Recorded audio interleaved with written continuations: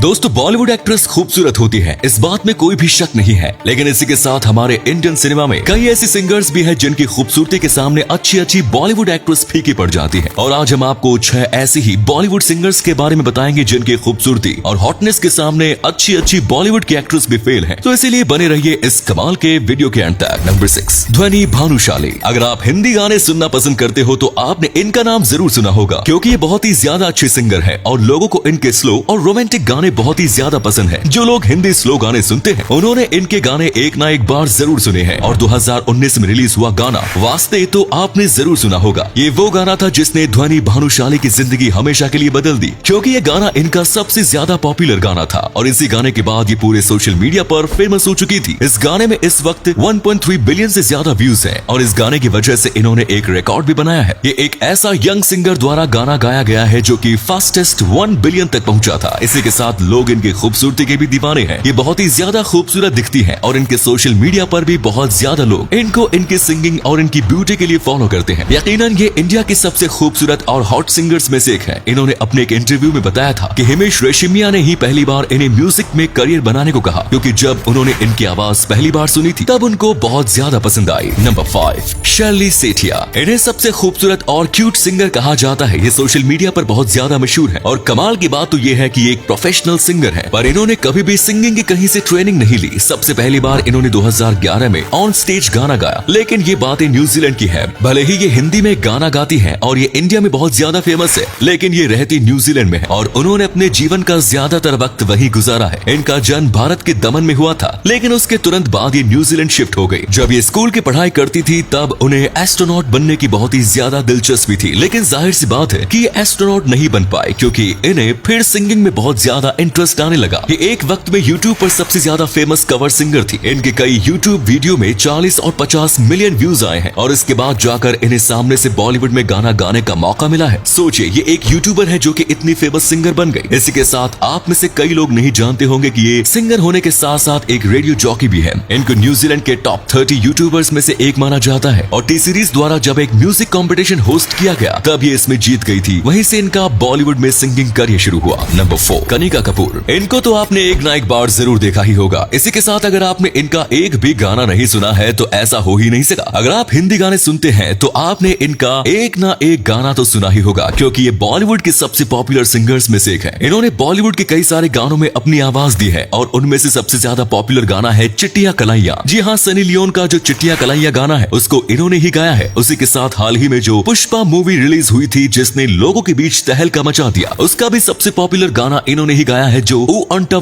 अंटवा का हिंदी वर्जन है। ऊ बोलेगा या ऊ बोलेगा, इन्होंने ही गाया है। इसी के साथ ये सोशल मीडिया पर भी बहुत ज्यादा पॉपुलर है। ये बस सबसे खूबसूरत सिंगर ही नहीं बल्कि ये इंडिया की सबसे खूबसूरत महिला की लिस्ट में भी आती है। कई लोग ये भी कहते हैं कि इनको मॉडलिंग करनी चाहिए, लेकिन ये अपने एक्टिंग करियर से खुश है। और आप में से बहुत कम लोग होंगे जिन्होंने इनका गाना नहीं सुना होगा, लेकिन आपको इनका नाम तो जरूर पता होगा, क्योंकि कोरोना के दौरान ये एक कंट्रोवर्सी में भी फंस गई थी जब ये चाइना घूमने गई थी और चाइना से वापस आ गई थी और इन्हें कोविड था और इसके बारे में उन्होंने किसी को बताया भी नहीं था, पर इसको छोड़ के ये कंट्रोवर्सी से दूर ही रहती है।